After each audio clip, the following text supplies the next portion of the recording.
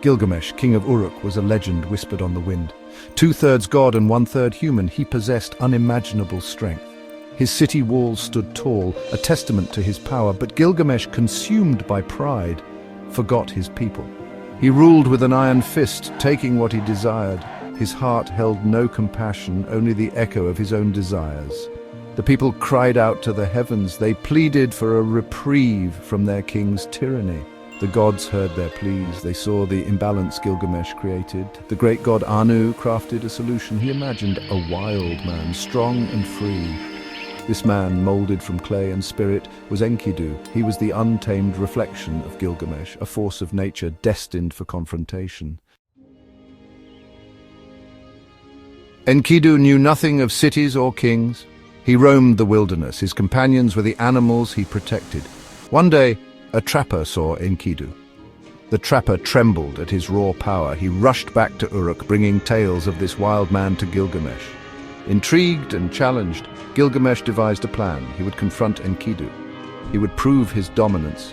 To tame the wild man, Gilgamesh turned to Shamhat, a woman of the temple.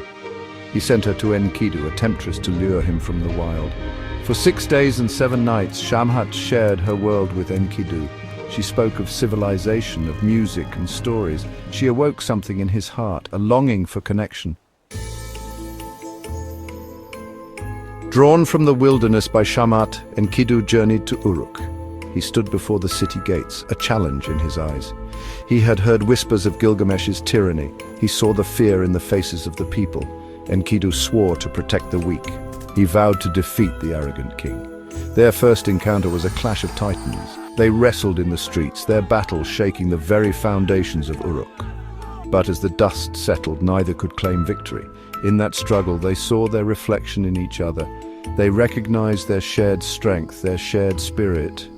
A bond began to form, one forged in respect and understanding. Their rivalry transformed into a powerful friendship. Gilgamesh, tempered by Enkidu's compassion, became a better king. He ruled with a gentler hand, remembering his people's needs. Together they embarked on daring adventures. They journeyed to distant lands, their names whispered on the wind.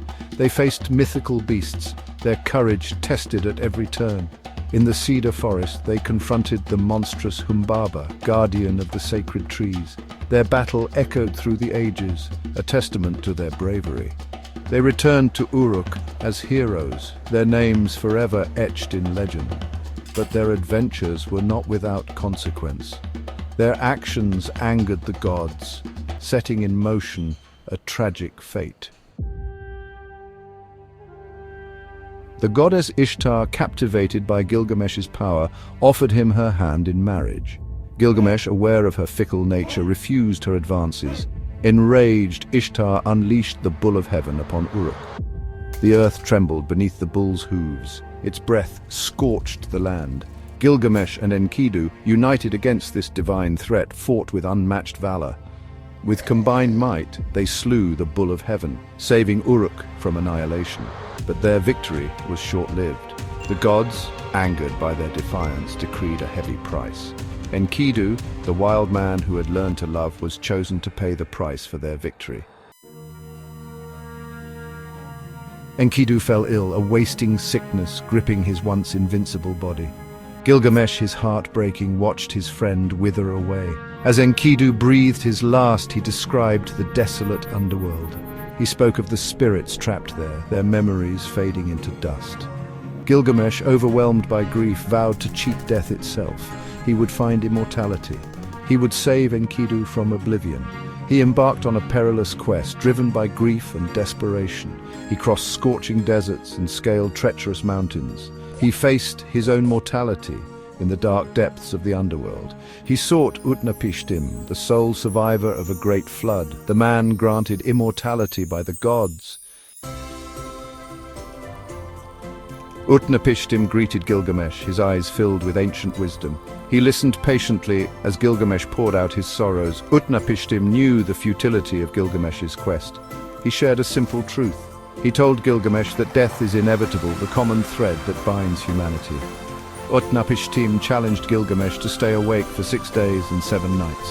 He wanted Gilgamesh to conquer his human limitations, but Gilgamesh, weary from his journey, succumbed to sleep. When he awoke, Utnapishtim presented him with a gift, a single flower that bloomed at the bottom of the ocean. This flower, he explained, held the secret to renewed youth. Clutching the flower, a flicker of hope sparked in Gilgamesh's heart. He began his long journey back to Uruk, the image of Enkidu guiding his steps. But fate, it seemed, had other plans. As Gilgamesh rested by a cool spring, a serpent emerged from the water. Tempted by the flower's intoxicating fragrance, it snatched the bloom and disappeared into the undergrowth.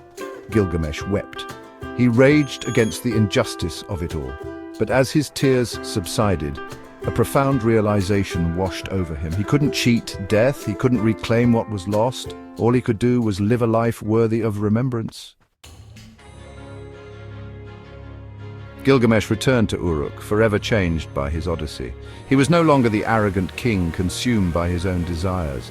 He had stared into the abyss of mortality. He had learned the true value of life, of love and of legacy. He ruled with wisdom and compassion, guided by the memory of his friend. He etched their adventures onto stone tablets, ensuring their story would outlive them both.